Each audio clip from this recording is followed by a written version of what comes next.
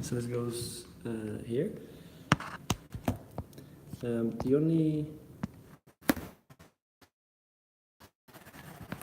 You want to set that up on the back?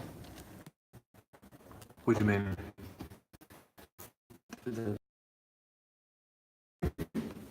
So the Facebook one. Live. Let's see. So my phone is this thing here. So if you go this. Why is it not sideways? Do you think it's gonna switch? Because we're definitely sideways. I mean, we can, yeah, we'll obviously try it.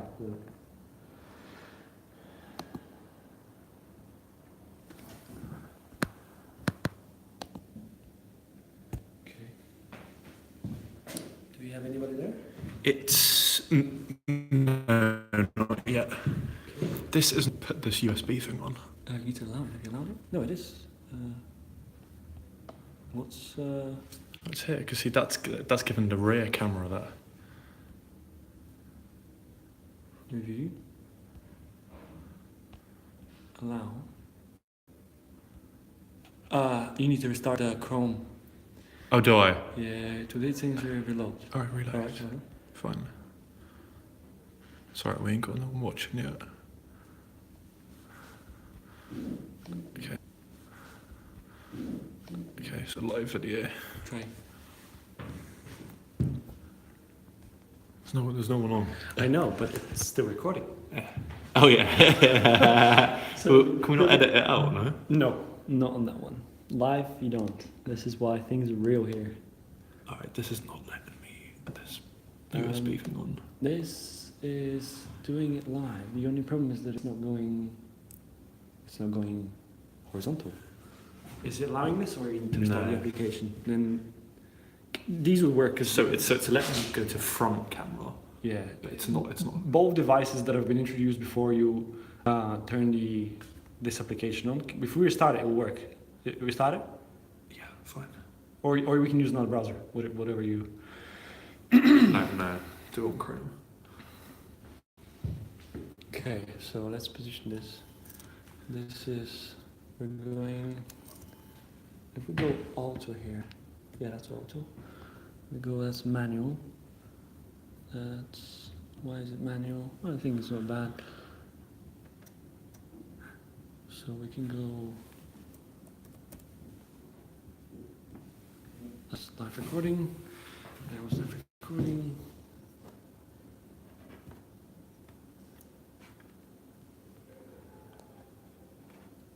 So what are we tuning in here? The Facebook one. So that would be the Instagram. Yeah, because there's no Facebook there. Okay, this is my friend. We Okay, go cool. live. Right. So this is where people would start coming in once we do that. You do yours. Yeah. It works. Yeah. Yeah. Okay. Good. And I'm going live on that one. Live. Allow. Allow. Do we have Wi-Fi here? Yes. And do I need to connect the devices in? What do you mean? Is it a good Wi-Fi? It's decent. You can get the prep Wi-Fi from here. That won't be decent. That's very public. The one that is available here. Yeah. Show you the.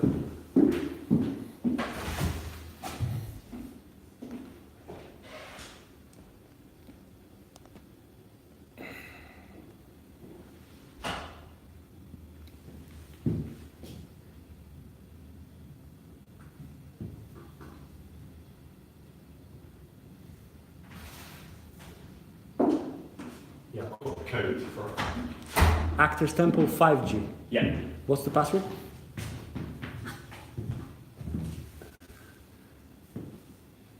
Actors Temple admin 5G. Admin There's a few of them. I think Okay. they've all got the same one. 5G. Do that one as well. Your phone is on 4G or the Wi-Fi? It's on 4G. Okay.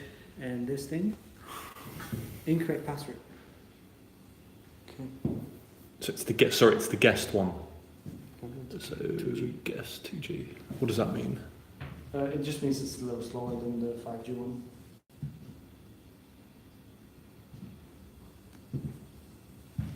How was your journey here? It was good. I worked from home, so I was straight from home to here.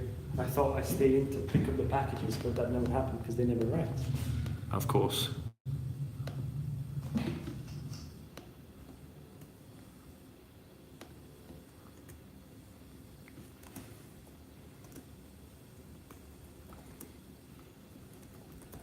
So, Facebook. No, that definitely doesn't turn.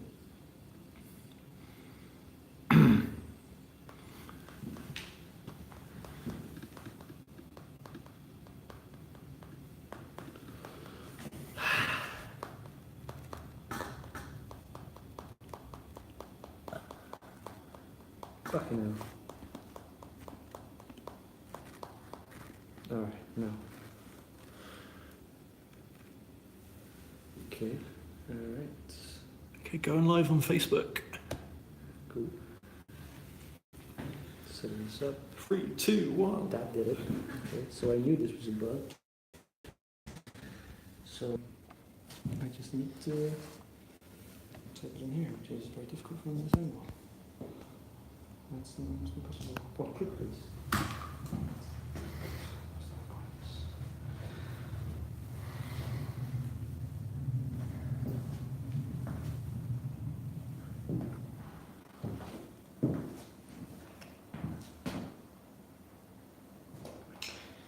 Are you going to show up as a suggestion here? No.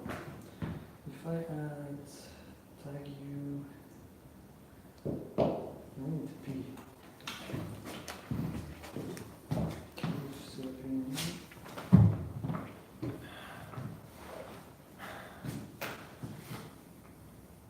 I'm just going to assume the microphone works, guys, and I'm sure people will let us know if that's the case. Absolutely, yeah. Yeah.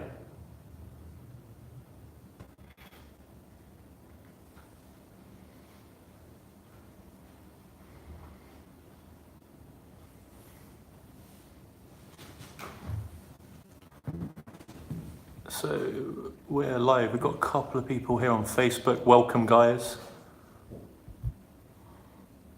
Wonderful. We'll be starting shortly. Get the popcorn. Yeah, put on the popcorn.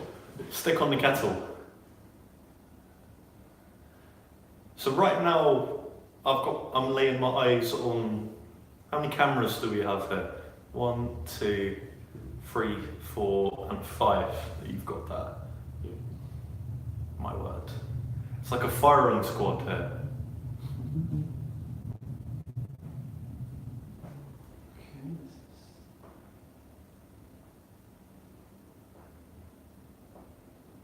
That's the first failed attempt.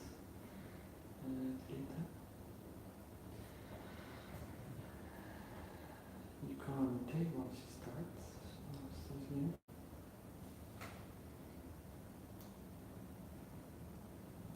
So for those of you, we're getting our comments in already.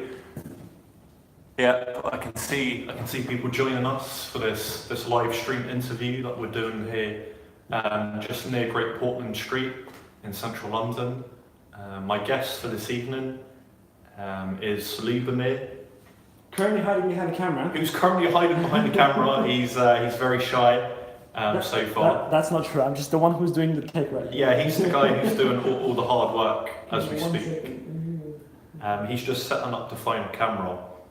So we're going to cover a few things. This is going to be, I hope, quite a discursive and diverse discussion covering several different areas, and it's going to be free flowing, but we do have a broad structure here this evening. We're going to cover a few points. We're going to cover relationships, specifically how you go about improving the relationships in your life and ridding yourself of toxic ones as well. And we're also going to talk about this idea of demanding more from life, how you go about doing that, how you go about raising and increasing your expectations of everything you seek in your life. And lastly, we're going to be talking about the power of our minds. So how the initial thoughts that we have in our heads, how this always precedes action. And so how you create winning, successful behaviours is you take a step back and you take consistent actions on a daily basis. And how you proceed this action, hello there, Liebe me, is Hello. You start with the thoughts. So this is the first stage in the process, is to start with really your subconscious mind, really. Because once you can start to influence your subconscious mind, then it's a very, very effective magnet, if you like, for so many things in your life. And we're going to be covering this in much more detail as we go through this interview. In 1 second. So a good way to think about the subconscious mind is that it's like a magnet, basically. So whatever your dominating thoughts, whatever attitude you adopt on a consistent day-to-day basis is what you attract into your life. And so if you walk around in your day-to-day, when you're commuting to work, if you're constantly carrying around with you a certain type of energy, if you're carrying around with you certain expectations, then that is going to manifest itself in your external world. And so you can appreciate that, whether it's positive or negative, what the ramifications of that are. And so the subconscious mind is something that can be shaped and moulded and influenced over a period of time. It's not something that you can change overnight, definitely, but with consistent action and consistent thought, you can really make it work for you. Because I think the thing to say about this is that your subconscious mind is fundamentally, it's a machine, and it can either serve you, can either work for you, or if you're not conscious about how it works, it can work against you also. And so I was somebody who, in my younger years, when I was a teenager, I was very, very ignorant of all of these processes. I was very neglectful of my mind, in terms of daily habits, in terms of, treating myself well, in terms of, respecting my body, in terms of the food that I was putting in my body, in terms of exercise. I was very careless and neglectful of all these areas. And it took me many number of years to realise that I was manifesting all of the outcomes in my life. Welcome, hello. Thank you. This is welcome. This is Lubomir. Hello. Hello. I think this is low. We're on a number of streams here, so for some people it will be my people, if I can put it that way. I don't mean to be boastful, but on my accounts I can certainly say that. And for you, it will be your people, and I will be the sort of the guests, as it were. Hello everyone. This is Lynch. We're here to interview him for his upcoming book on confidence and communication. Yes. We have 4 different streams going on YouTube, on Instagram, and on Facebook. Feel free to shout out any comments or questions you want to have answered. We'll do our best to monitor them. We'll do our best to between the two of us. Yeah. No heckling, please. And keep it clean. We will leave some time. This is a family show.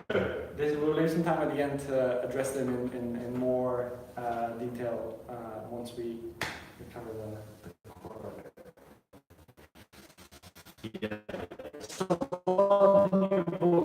Development space that I'm so interested in, and so this is something I've been thinking about for a number of years. I'm somebody who really loves to write. I love to write articles about the experiences that I've had. Climb Kilimanjaro, something that I did recently. I really love that process where you go through things, you experience things, and then you take a step back and you ask, what does this mean for me? What did I take from this experience? And most importantly, what can other people learn from this sort of thing? Because I feel like a lot of the challenges that we all go through, they're common challenges and they're common issues and anxieties. Yeah. I completely agree. When is the book going to be published? We're going to finalise the manuscript by early December, the 1st of December. We're going to get it into a PDF. And maybe preempting the future question you have for me, it's going to be published on Amazon, it's going to be published online. Going to definitely plug it on social media, which is a bit of what we're doing right here. And I hope people will avail themselves of the teachings in there. What book can people think of when they think of your book? Is there a book that they can say, this is something which relates to the topic and what I get out of it? Yeah, there's a couple that come to mind. I'd certainly hope this would be an original work. Me and my co-author were certainly not trying to... What is it called? The co-author is called Khaled. So this is a gentleman who very much I see as a mentor figure in this sort of space. I went to some of his workshops a number of years ago, which were around communicating with confidence, and he was somebody who, I'm sure he won't mind me saying this, he was... You'll be watching? Well, I don't know. He's quite a maverick figure, Okay. even by our standards. All right. He was somebody he was a very confident person, in a sort of artificial sense, in a very sort of surface level artificial way. He sort of presented himself in a certain way, in a way that is understandable, that understandably a lot of us do. There are things you can do to fake. You put on a mask. You can put on a mask, definitely, and this is something we all do. And so he was at that stage, at the very, very early part of his journey, so to speak. And then, unfortunately, what happened to him was his confidence went off an absolute cliff about a year or so ago. And so what he then had to do was... What happened? He was in a relationship that broke down, and sort of a series of events happened that led him on this sort of downward spiral. Yeah.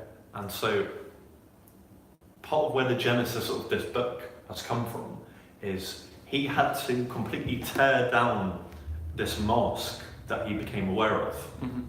He knew that there was a discrepancy between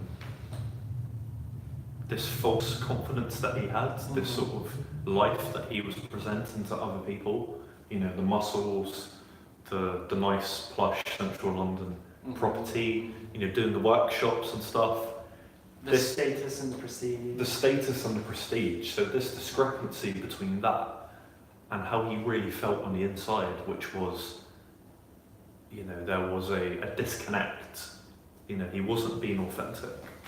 And so the point is, we all, I think... How do people ensure that they're authentic when they claim to be themselves? I think that's an excellent question. I think authenticity, can be based on a few components. I think when someone is authentic, I think it's when what they say, when what they do, and what they think, when all those three things are aligned and consistent and coherent with each other. Yeah. That is what authenticity is. And it's a very, very hard state to get to. Me and you, we both work in, I guess, what you could call corporate environments right now. Yeah. Some working from home today. And some finished working from home today. Finished working from home today. we perhaps know what it feels like, along with some of our listeners and viewers here, know what it's like to go into environments consistently and feel a pressure to have this sort of mask, this layer on it. Well, I find it very funny when you apply for. Most people think about career or jobs, and they think about applying. I'll get a job. When you get to a corporate environment, something which doesn't require a repetitive, mundane list of things you have to do every day, companies start talking about roles. And roles is effectively what actors adopt in movies. This is what they put on a mask and they pretend to be somebody that would add value and serve a purpose in an organization. Oh, look how valuable I can be. Look how many things you can tell me to do. And when that mask and that role isn't in line with the beliefs of the individual, and as you say, that person who you learn from and who's acted as a mentor figure for you has had this discrepancy between what he believed he should be versus what people believed he should be and what he was projecting to be. Yeah.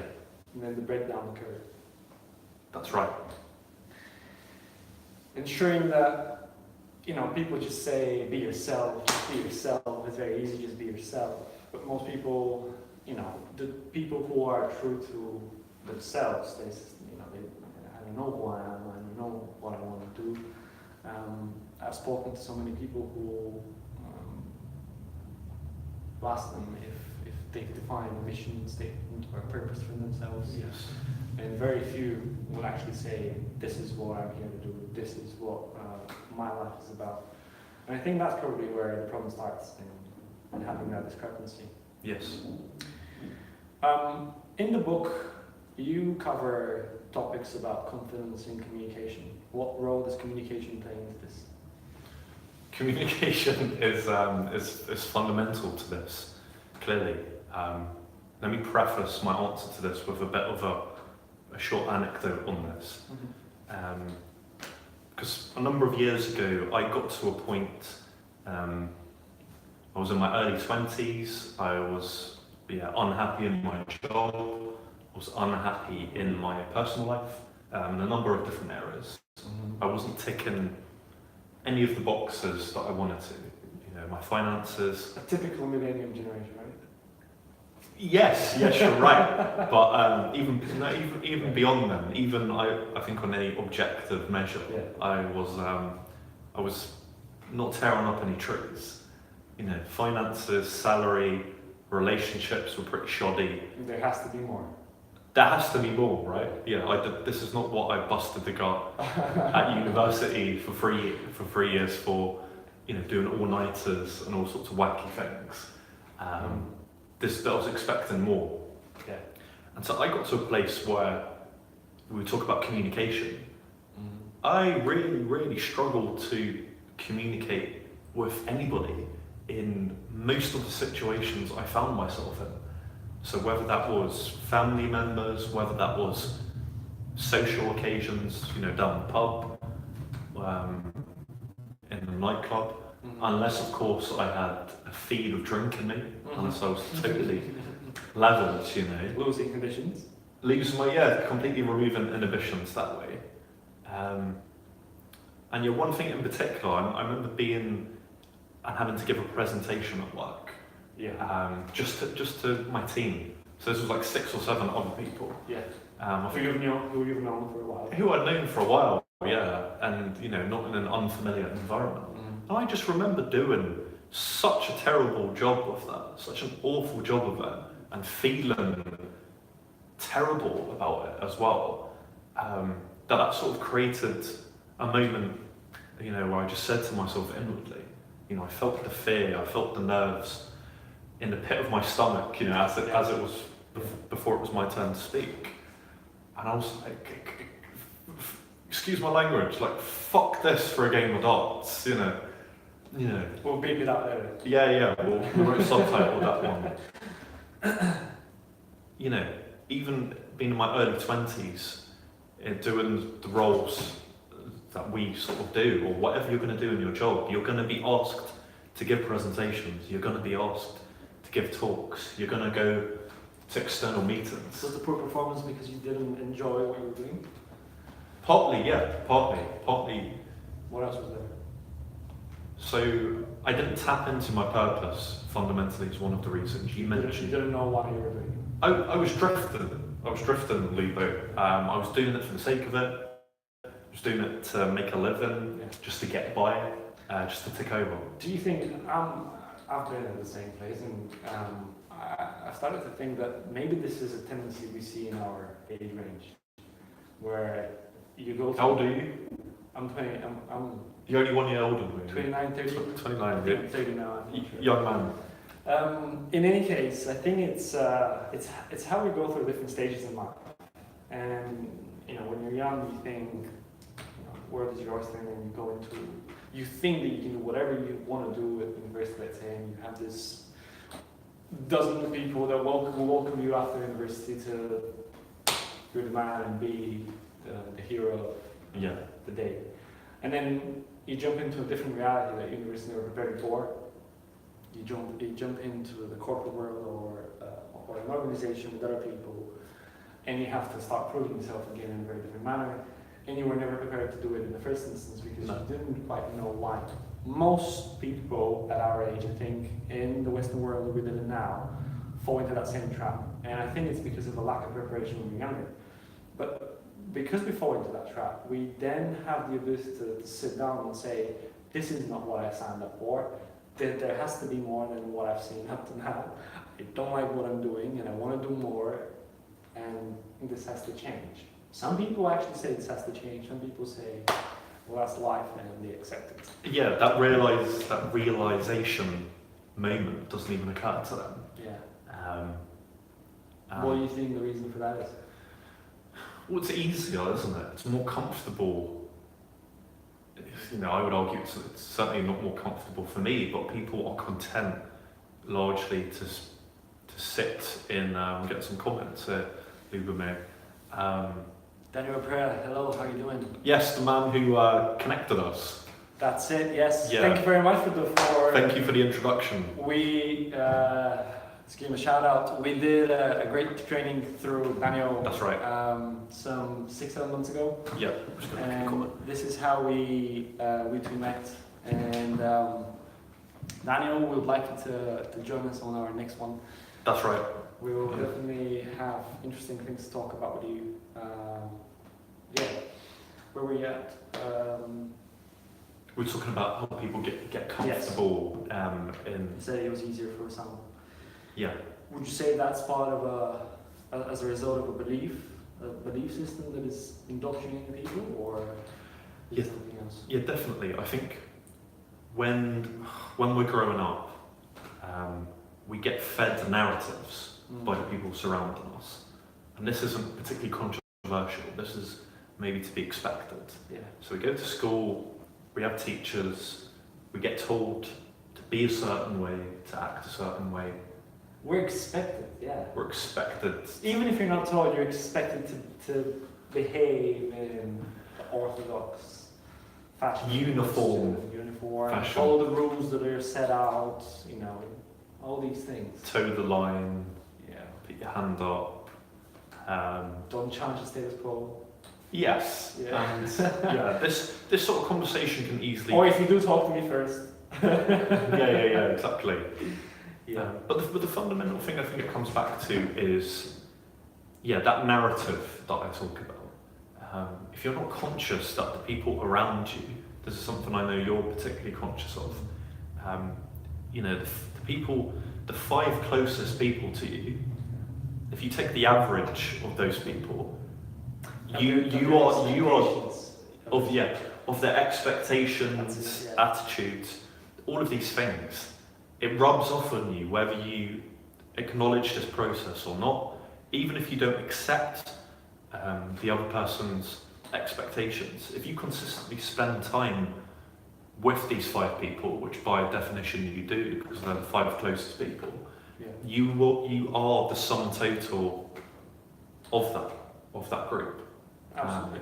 The reason why I say it's the sum of their expectations is because I've seen people who are in great positions in society, let's say, from work to status to family, but their expectations are exceeded and they don't look for anything more or anything different, and they're actually quite lower than actually the environment they're in now. Yeah. And they, in their attempt to sort of be surrounded by people like them, they will also unconsciously inflict that same expectation on you. So if you try to say, I want to conquer the world and become the #1 performance coach in the world, they'll say, why would you want to do that? You have a great career, you have a great car, great house, you have everything you need. You don't do that. So naturally, because people don't want to lose you being close to them, because becoming somebody else. Because you might be facilitating their happiness in a certain way. You always do. Or playing a role for them. When you connect with them, you always will. You satisfy a purpose, which is connection. Yeah. Which is in some forms could be love, as brotherly love, or as a family, or as a partner. But for mine, it's connection, but it's a need. It's not actually a want, it's a need. And that's particularly visible with families, where you have parents who don't want to lose the child to a crazy idea that the child may have, that they want to become something that the family knows will pull that child away. But then don't do that. There's no perspective in that. Or There's no money in that. There's no money in that. Or things that discourage them.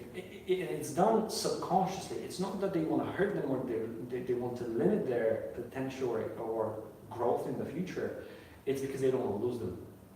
And that is, to me, it was initially frightening as an idea to accept, because you have close friends, and I have close friends, and they tell me, I'm going to be doing this, and this will put me away from you for a very long time, and we won't be able to talk. And I say, why would you do that? I mean, if you got friends, and at a very close, very micro level, where they do things or want to do things that will pull them away from what you believe in, your natural responsibility to discourage them, because you don't want to lose them as friends.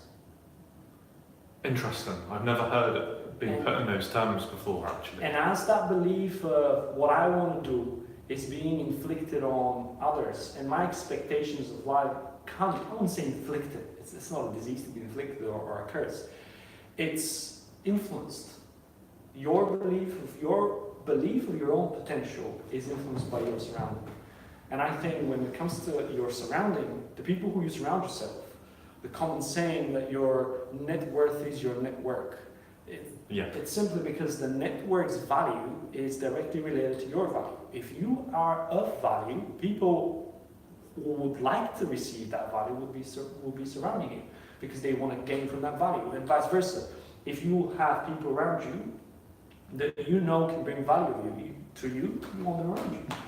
And I think this is where a lot of us fall into the trap of, let's just have people around because I feel lonely, or I want to have friends, and these are the kids that I've grown up with. And the sentiments. Yes, exactly. I have a history with them, and I have this past and all the memories and all these great things, and that's all good. After, with a person's journey and their phases in life, if we can call them even phases, you would see how your interests and your focus might change, and that might pull you away from these old friends. Yeah. And you feel in a limbo position where you do not want to lose the friends, but this is the future that you want to follow. Yeah. And sometimes to go to the friends means to go away from the future, because that would then just separate them. If you go one way, you lose the other.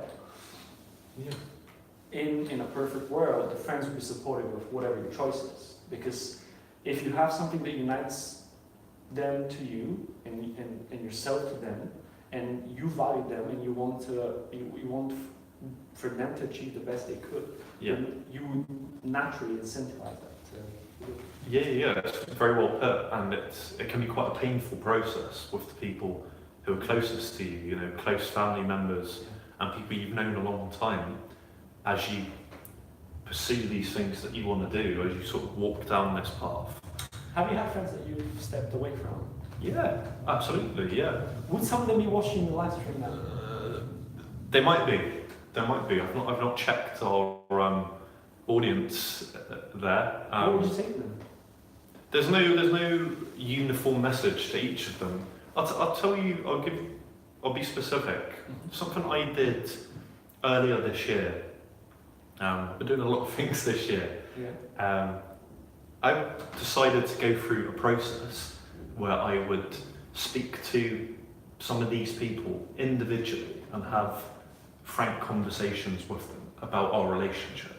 Because fundamentally what I wanted to do was I wanted to improve some of my relationships. I wanted to reframe other ones. And there were other relationships I was happy to drop altogether. Mm-hmm. But they were different, because every relationship is different, because it's, clearly it varies person to person.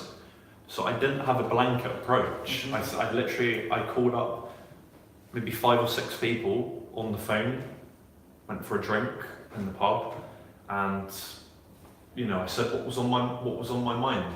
And I did this I hope, in as constructive and appropriate a way as possible. What's the difference between a friendship and a relationship? Oh my God. Thank you, James. Oh, just James Clark. Give him a shout out. That's an excellent question. What's the difference between a friendship and a relationship? Okay, so you have working relationships, you have romantic Things we have to have. Yeah. Go on. Yeah, to an extent. You have relationships with people in your family, even if there isn't sort of close contact there. So, I love you, but stay away from me. Yeah, well, you can see that in body language, isn't it? Yeah. So you have brothers, you have sisters, you have aunts and uncles. People who we have to love. Cousins. Yeah, it's like I don't have a choice. It's like I'm related to you. It's I don't have to do much beyond that to an extent. But those are what I would define as relationships. Colleagues, managers, directors. That's a relationship. A friendship, I think, is something you have choice over. You decide who your friends are. And certainly when you're younger, you make friends based on, what's the word I'm looking for? Convenience to begin with. But it's based on who you go to school with, essentially. Yeah. So there's a geographical, quite an arbitrary... But between the ones that you go to school with, yes, there's certain ones that you become friends with and certain ones that you don't. So how do you pick up the ones that you become friends with? How do you say, I like this guy, but I don't like that guy? It's about a shared interest, isn't it? It's about what you have in common. Do you like football? Do you play the same sort of video games? How is that different when you're now older, adults, when you meet other people? How do you identify the vector in other people from work as relationships, other friendships? How do these transition from one to the other? When do they transition, if they do at all? So as in from relationship to friendship? Yeah. I mean, for me, this is a personal question. This is going to vary for each of us, I think. This is a personal interview. It certainly is a personal interview, and we're in an appropriate spot for it in this acting studio. The lights are on you. The lights are on, and we're home. And I've stolen on the question. For me, my measures, if you like, in terms of friends are, I try to ask myself 2 questions. I ask myself, okay, do I trust this person? If the answer is yes, and 2, the question I try and ask myself is, which usually flows from the first one, does this person have integrity? So what I mean by that is you do get a small group of people who, they might be open and candid and honest, but they might be a total scumbag. They might not have integrity, but they're just honest about it, if that makes sense. Admittedly, that doesn't apply to a lot of people I know in particular. Does by integrity, do you mean like a moral system and values, or you mean something else? Yeah. Morals, values. We make judgments about people, don't we? How do you consider if you trust someone? I think fundamentally you just build up a picture of this sort of thing. When you meet with new people in particular, you make a snap decision, a gut instinct about, okay, yeah, do I like this person? You make that decision within, 10 seconds or 20 seconds of meeting somebody. And then over time, you build up a picture.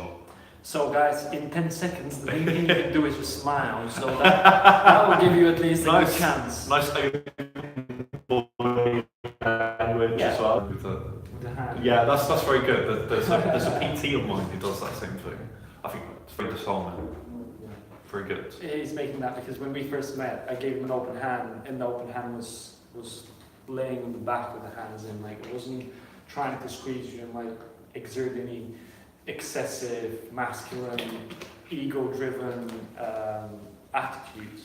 Yeah. A quick point on that for the viewers here, from a body language point of view. It's so they say if someone shakes hands with you like that, with a sort of equal palm, there, it's like they see the other person as being on roughly equal terms as you.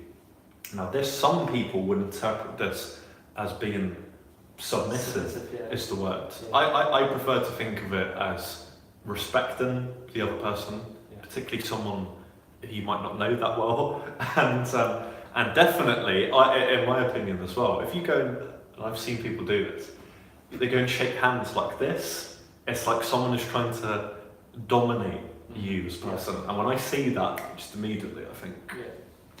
These are, most of the time people do these subconsciously, they don't even know that they're doing it. Whatever you feel internally would come out through your body, and we have small patterns that we adopt and we've learned since we were kids. So we absolutely, these things can help you guys when you approach new people and you meet, as you interact with people. Your body language, you want it or not, will show how you feel naturally. You could learn ways to control the impressions you make. If you're very shy and very closed down, and naturally this predisposes people not to talk to you because you are closed down. And if you want to be able to talk to more people and to open up and communicate more, then changing that little posture, let's say, or the way you hold your head forward and communicate and talk will have a big impact. Yeah. No doubt, you can glean an awful lot from a person by the way they conduct their body language. James said that a friend is someone who wants the best for you, I think. That's a very good definition, yeah. Because all of us, we all have our own goals and aspirations. Can we just accept that as read? We're all trying to do our own thing. That's fine. But Jimmy's point there, I think, is an excellent one. Where you're not completely sort of taking a Calvinistic devil take the hindmost attitude. This idea of, they call it pulling the ladder up behind you, where you're just so 100% focused on only yourself. And that's awful. You literally, I'm exaggerating this for effect, obviously. It happens all the time. But basically, I think it is, to develop this point from Jimmy, is where you view people as, what's the phrase? As means to an end. Yeah. Unfortunately, though, that never lasts in any way. Some people see it quicker than others, that you're using them and you're seeing them as something that you can benefit from them, and it all comes totally out. Transactional. Yeah. Totally. That's why I asked you what is the difference for you between a relationship and a friendship. To me, friendship is a relationship with love, and you can even call an intimate relationship a friendship. Yeah.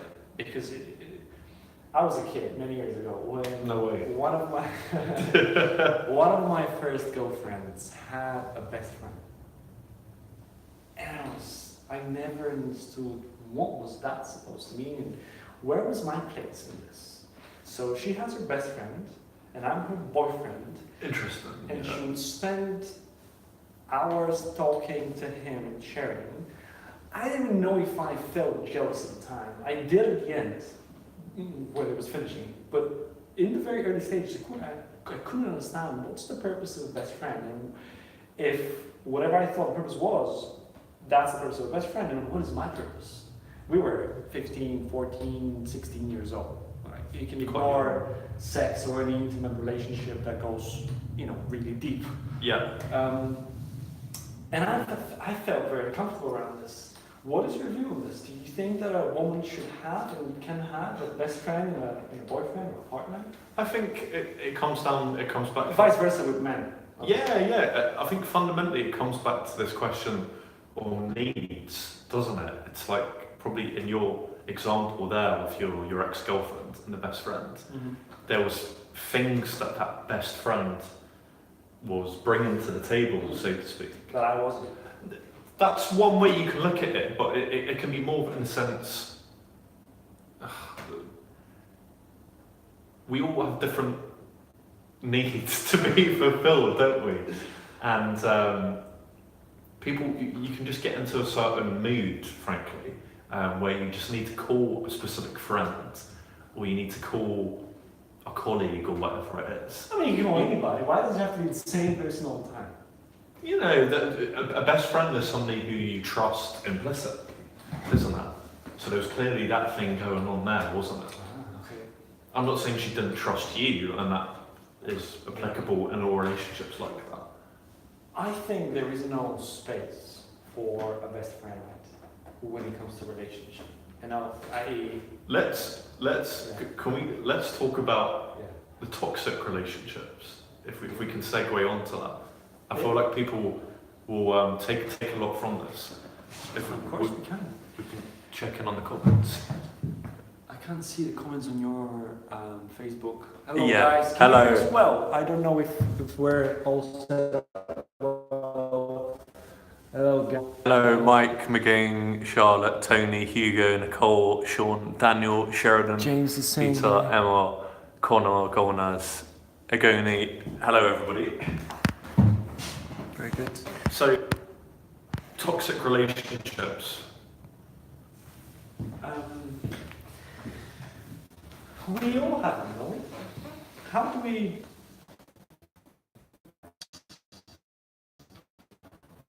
How do we define a toxic relationship? What do you call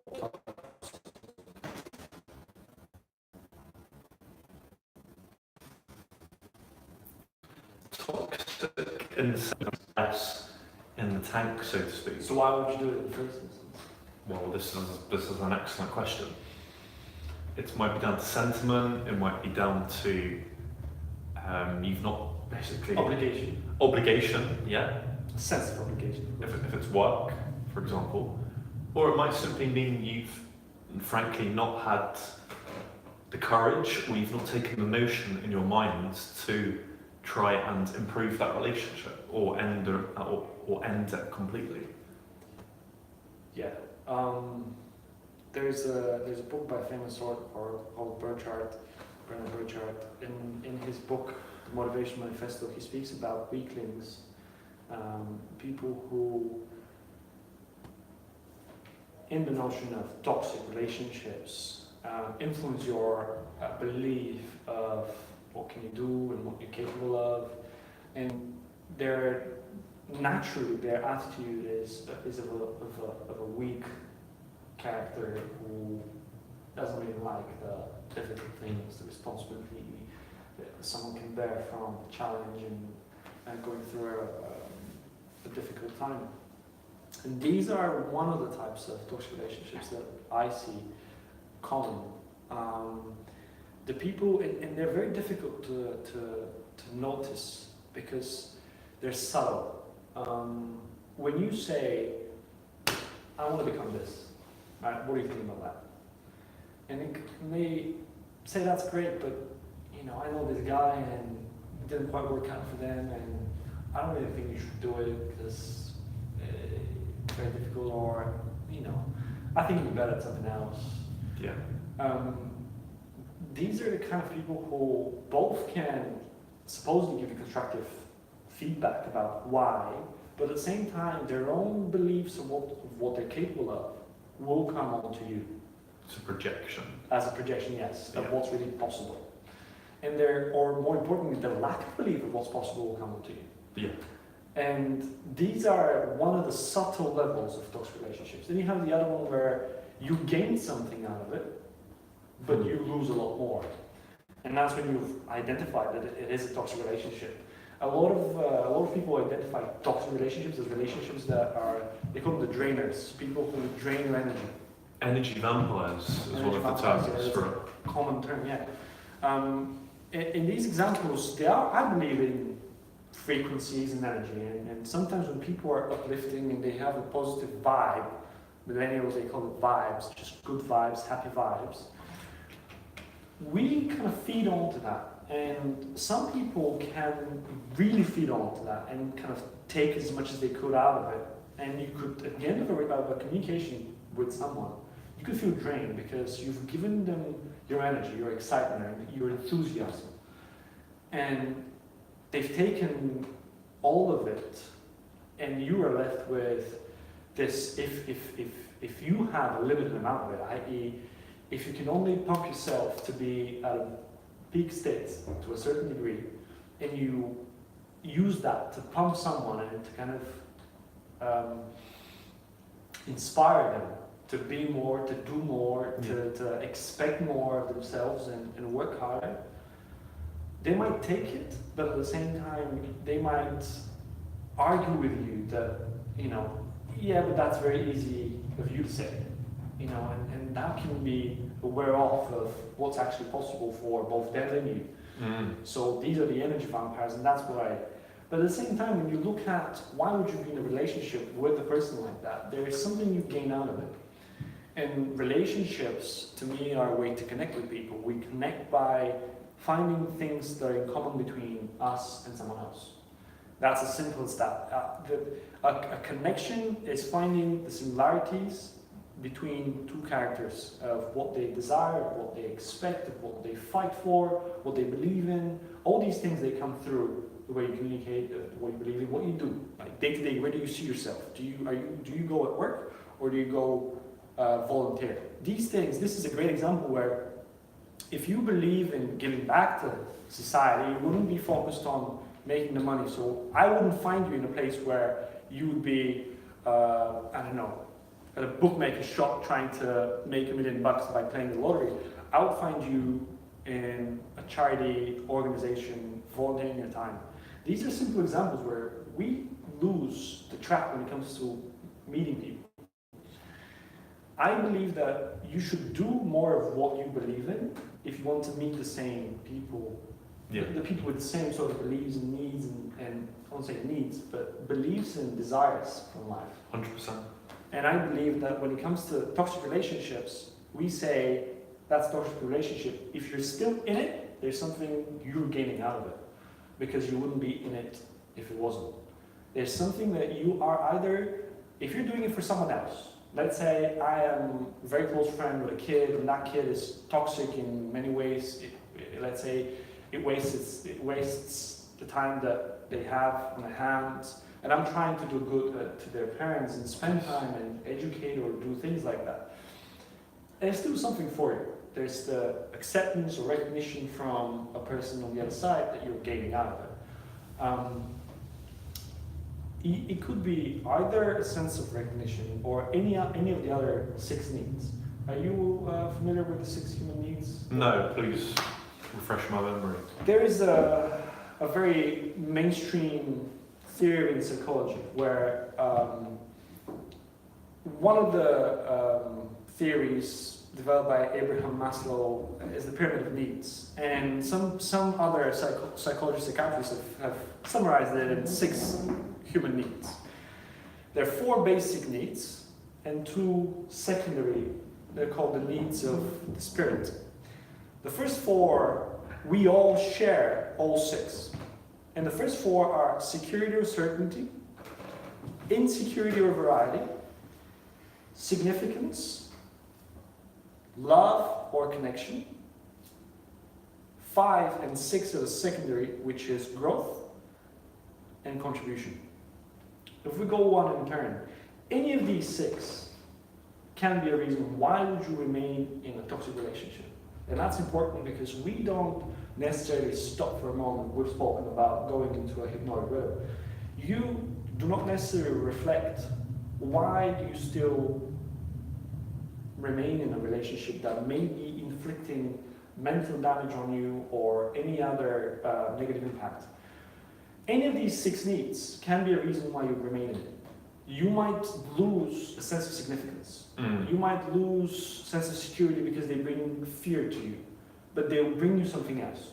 For example, if we say somebody is very fearful and they bring a lot of uncertainty in their own life, and by me being with them, I feel more uncertain because they say, well, if you do this, well, that can collapse or this can go wrong. And you focus on the things that can go bad, and this is the fear speaking up. You're going to fail if you're not doing this. This is effectively you adopting some of the behaviors and beliefs that the other person has.